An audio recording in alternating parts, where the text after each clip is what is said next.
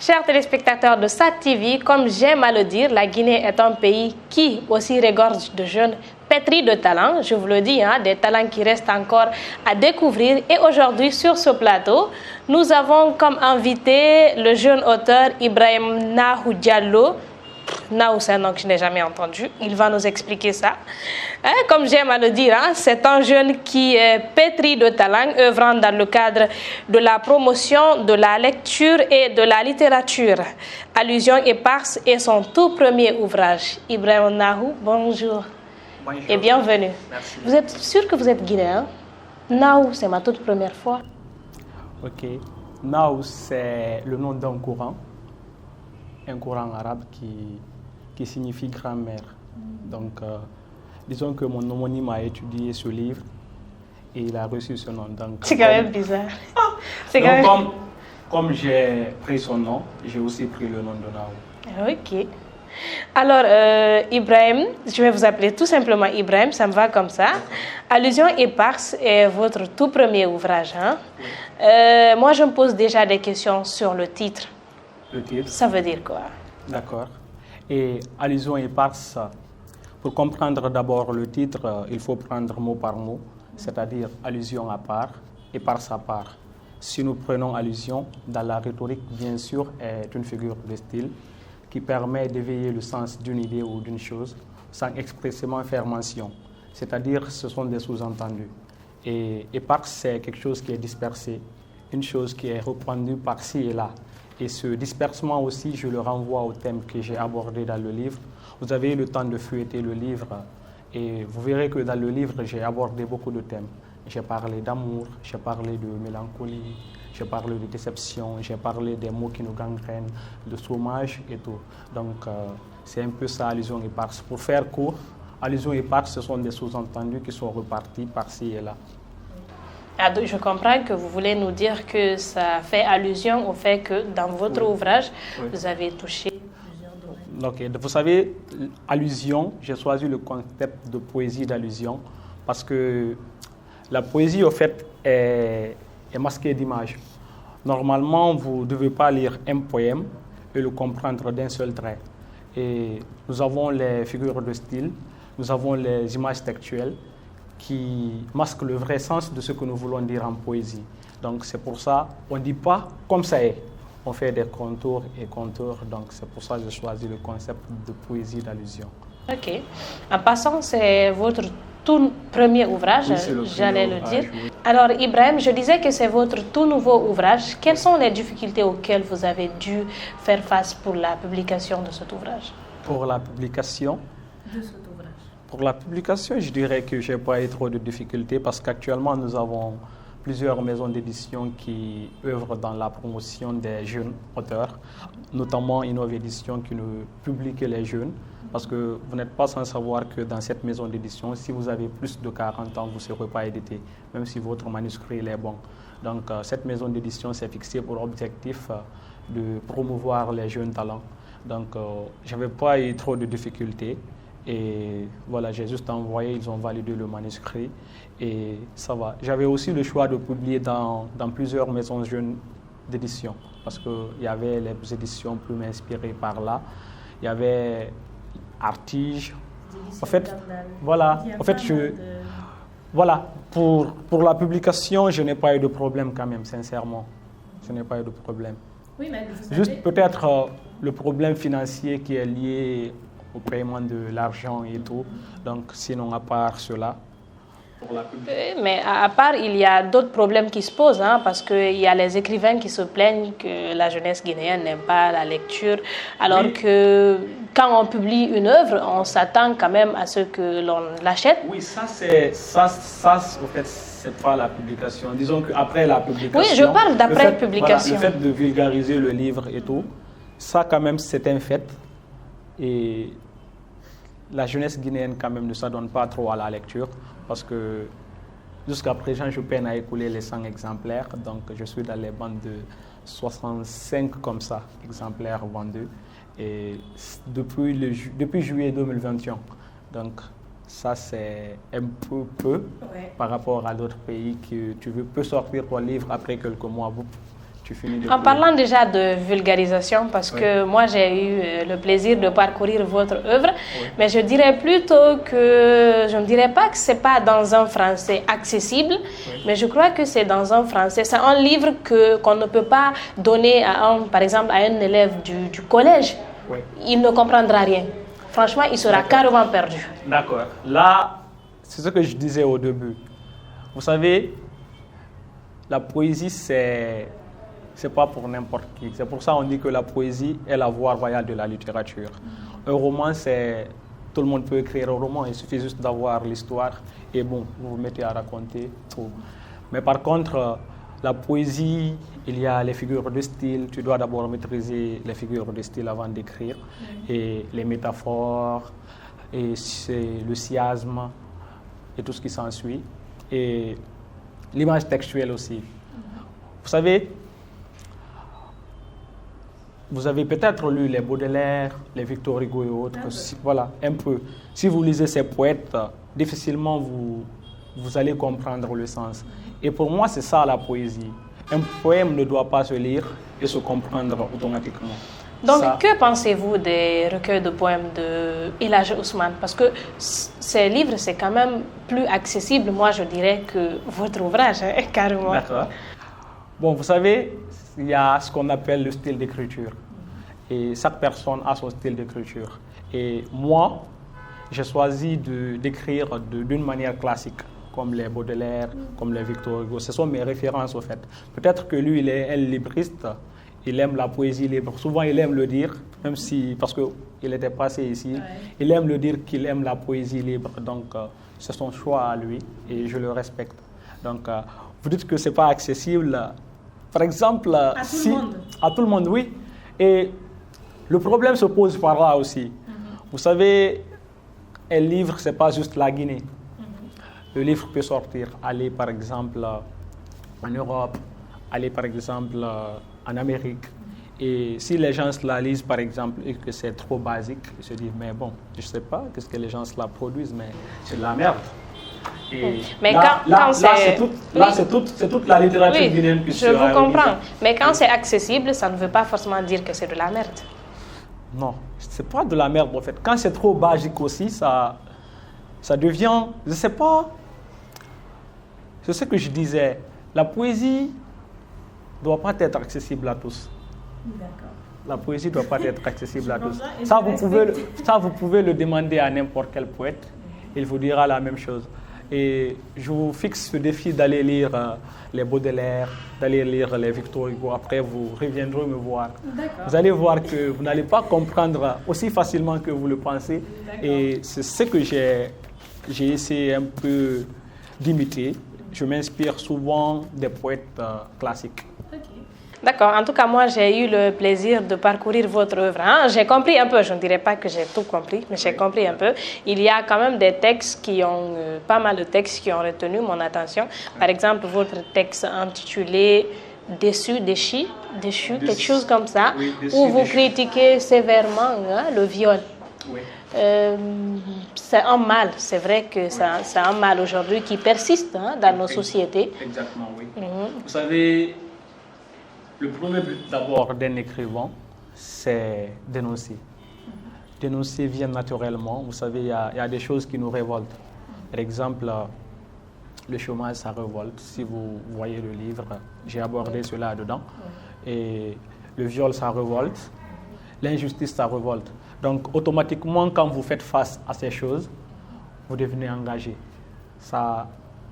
Aucun écrivain ne peut passer à côté. Automatiquement, vous devenez engagé.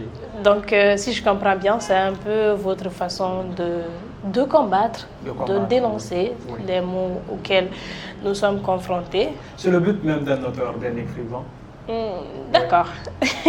Alors, vous êtes aussi un jeune auteur qui voit d'un mauvais œil l'immigration clandestine. Vous pensez que les jeunes peuvent vraiment travailler et réussir au pays? Bien sûr. Il y a beaucoup de jeunes qui sont jamais sortis du pays, mais qui arrivent quand même à s'en sortir. Et il y en a beaucoup. Et Oui. Il y a pas mal de difficultés qui se posent. Hein. Le chômage, ça augmente de jour au jour. Il y a des diplômés, Bon, vous savez, il n'y a pas d'emploi. C'est quand même... oui.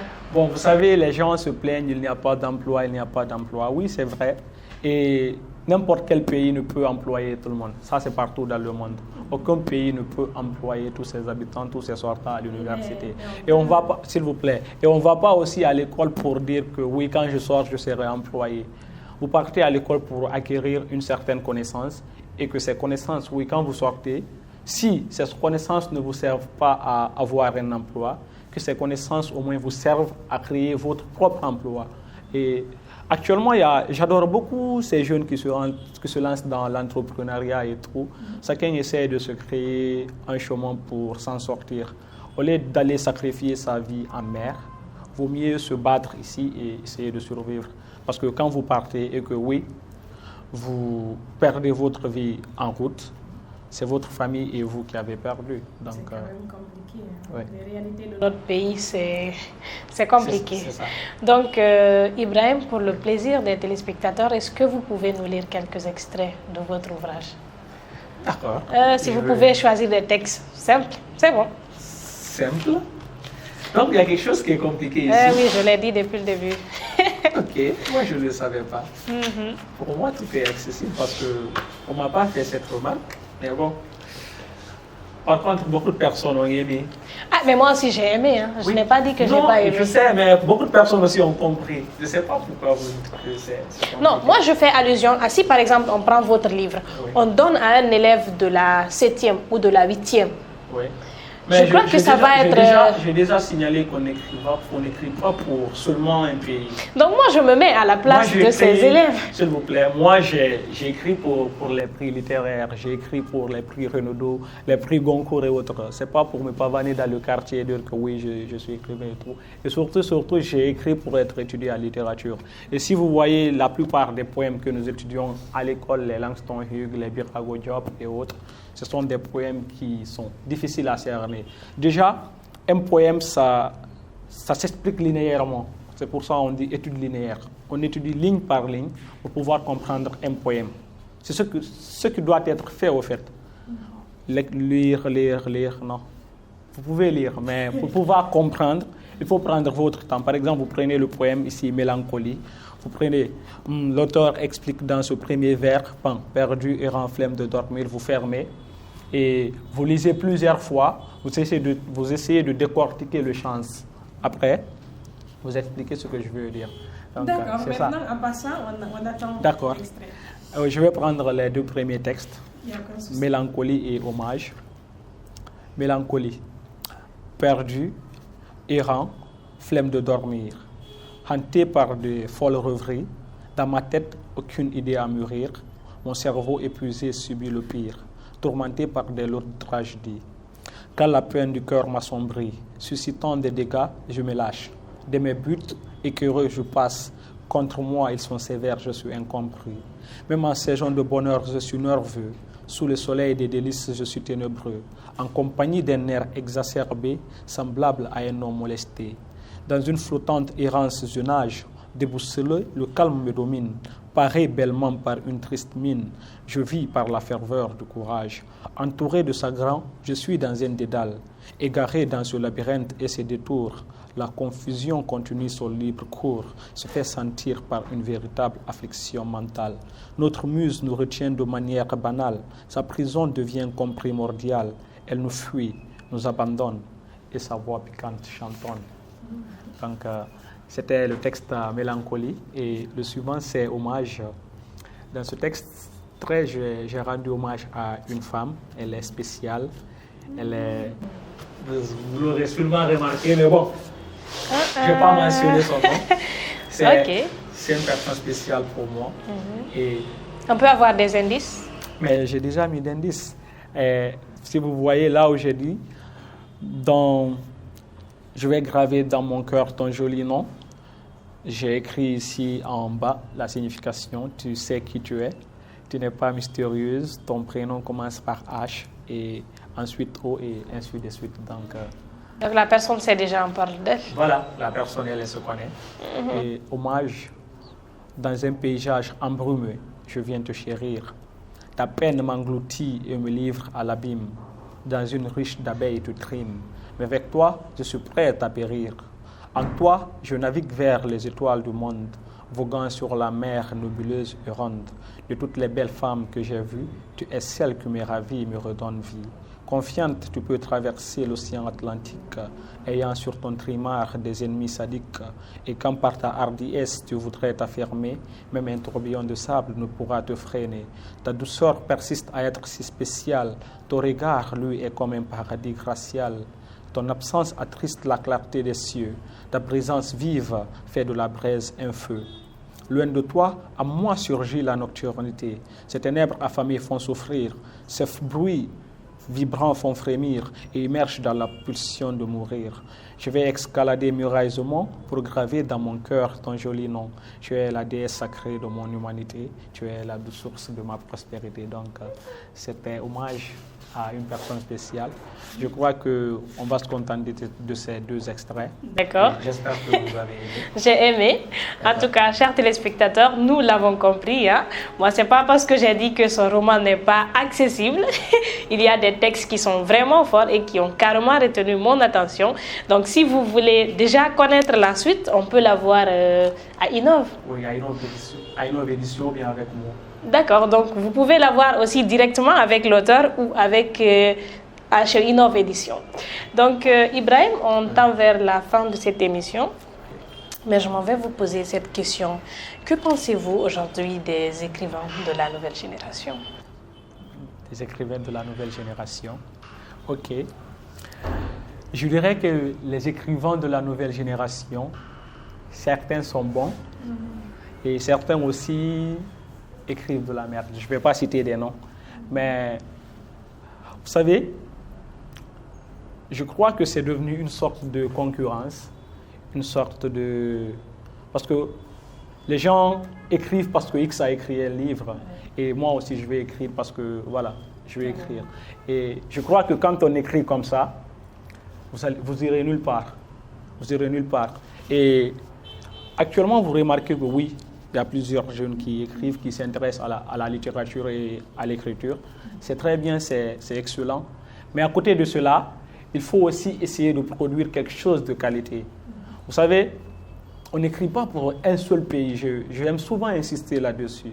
Imaginez par exemple, notre livre s'envole pour le Sénégal et qu'un étudiant ou bien un élève du Sénégal essaie de lire cela et que, oui, il trouve que c'est basique ou bien c'est de la merde. Donc, c'est toute notre littérature. Il va penser que c'est tous les écrivains guinéens qui sont dans ce lot. Et je vais lancer ici un appel à toute personne qui veut réellement s'intéresser à la littérature. C'est très bien, mais quelle que soit la durée d'un ouvrage, quel que soit le temps que tu vas prendre, essaye au moins d'écrire, de produire quelque chose de qualité. Et ce livre, je ne vais pas dire que j'ai duré sur le temps de l'écrire, mais je l'ai corrigé au minimum 3 fois. J'écris, après je corrige, je change, je laisse encore, je corrige, je change. Et la dernière personne, je l'ai donnée, elle a dit c'est bon. Parce que j'avais envoyé et j'ai montré à des gens, on dit ouais c'est bon, certains sont bons, certains non. J'ai dit d'accord, je vais reprendre, je ne vais pas sortir quelque chose qui n'est pas bon. Tant qu'on me dit c'est pas bon, je vais retravailler. Et c'est quand j'ai retravaillé pour la 3e fois et que j'ai remis à plusieurs personnes de confiance, en l'occurrence Talibé, en l'occurrence Elad Ousmane. Ils ont lu, ils ont dit que oui c'est bon. Et j'ai décidé maintenant de le sortir. Et là, je suis en train d'écrire aussi un roman et un autre recueil de poèmes. Donc 2. Voilà, C'est un 2 ouvrages. Voilà, non, 2 en même temps. Et je ne veux pas dire je veux pas donner une date, mais ça va prendre le temps. Surtout, même si c'est après 5 ans. Mais il faudrait que ce soit quelque chose de solide. Parce que le roman, au fait, je l'ai débuté avec ce recueil de poèmes. Donc jusqu'à présent, ce n'est pas fini. Donc c'est pour dire que je vais prendre tout mon temps. Et j'aimerais que toute personne aussi qui veut réellement écrire fasse cela. Et Victor Hugo a passé 25 ans pour écrire Les Contemplations et beaucoup d'années aussi à écrire plusieurs autres ouvrages. Et même Monenembo a passé environ 9 ans à écrire Peul. qui est actuellement l'une des meilleures œuvres du monde. Donc, l'important est que, quel que soit le temps, il faut sortir quelque chose de bon. Donc, c'est tout ce que j'ai à dire. En tout cas, moi, je vous encourage. Hein. J'ai été impressionnée par le français qui se trouve dans votre ouvrage, très sincèrement. Donc, donnez-moi le nom de 2 ou 3 ouvrages de la nouvelle génération qui vous ont vraiment impressionné. Ok. Les romanciers d'abord, je vais prendre au fait catégorie par catégorie. Les romanciers, je les citerai Cheikh Talibé Baldé. Comme toujours, quoi. Donc, toutes les personnes qui passent ici doivent... Sincèrement, c'est une excellente œuvre. Je l'ai lu 2 fois et ça m'arrive rarement de lire une œuvre 2 fois, surtout avec les auteurs de la nouvelle génération. Et parmi les poètes, j'aime beaucoup Sékou Chérif Aïdara, l'auteur de Nuit sans nom. Nuit sans nom. Là aussi, vous allez dire que c'est compliqué comme moi, non? Je sais, parce que j'ai lu son œuvre. Voilà, ouais, c'est vrai, carrément. C'est vraiment bien, le gars. Mais ceci, au fait, vous essayez de comprendre le sens, vous allez trouver que oui, c'est une excellente œuvre. C'est une excellente œuvre, ouais. Voilà. Je l'ai lu et il écrit bien. Voilà, le français aussi est lourd là-bas. Ouais, il est lourd. Ah, voilà. Il est très lourd d'ailleurs. Voilà, je crois que c'est un jeune qui peut lancer notre littérature en dehors du pays et aller même voir remporter des prix littéraires et revenir. Donc, en troisième, je vais citer El Hadj Ousmane Baldé, qui d'ailleurs a préfacé mon livre et j'ai eu la chance de lire Murmure. Donc, je trouve aussi que c'est une excellente œuvre. Et bon, je vais me limiter à ces 3. Sinon, il y a beaucoup de poètes quand même, il y a beaucoup qui sont bons. Mais par contre aussi, il y a beaucoup qui sont... Ok, d'accord. Ibrahim, c'est ici que prend fin notre émission. Je vous remercie très sincèrement d'avoir accepté mon invitation. Merci. Chers téléspectateurs de SAT TV, c'était votre émission Au cœur de la littérature. Merci de nous avoir suivis. On se reprend très prochainement pour d'autres numéros. Merci.